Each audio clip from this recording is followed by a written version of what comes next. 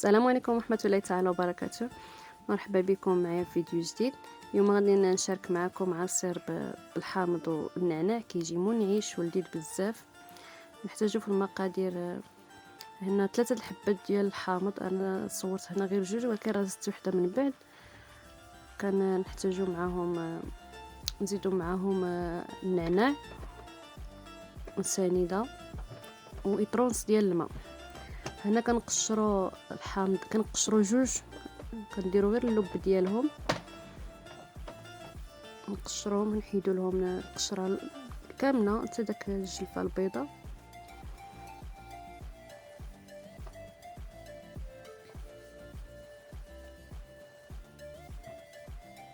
نقطعهم تنحيدوا ليه داك العظم واللي تيدير المروريه في العصير.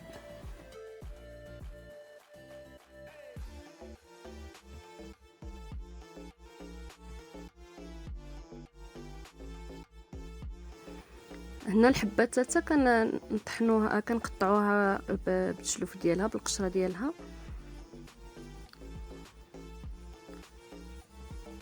كنقطعوها مزيان ونحيدوا لها حتى هي العظم.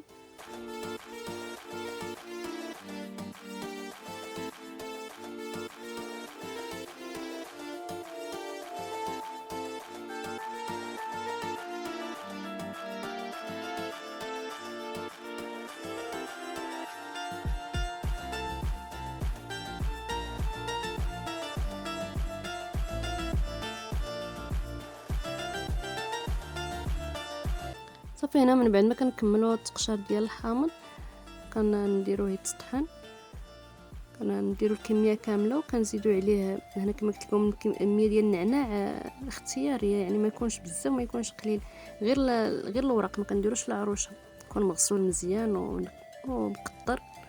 كنزيدوا عليه كاس ديال سنيده، السكر حسب الذوق كله شنو كيبغي.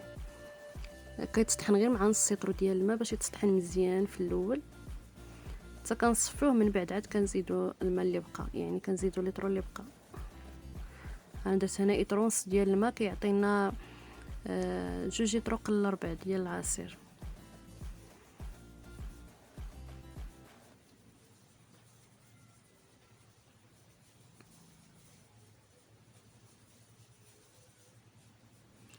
يعني العصير ديال هاد الوقيته ديال الربيع والصيف في نفس الوقت كيجي منعش، كيحيد العطش وزوين في المذاق.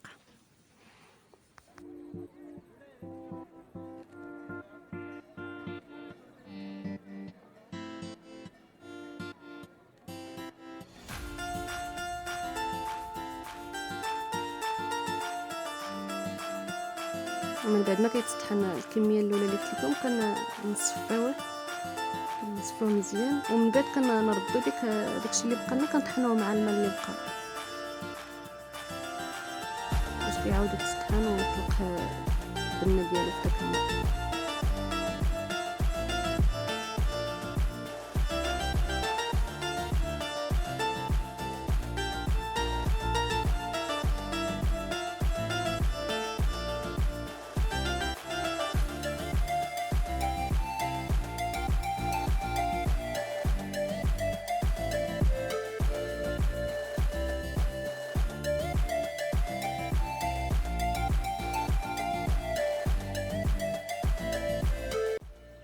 فاش نكملو كنصفيو، ها هو كيجي كما قلت لكم تيجي زوين في المذاق. جربوه غادي يعجبكم، وكنشكركم على المشاهده، وتنتلاقاو فيديو جديد ان شاء الله. عواشركم مباركه، السلام عليكم.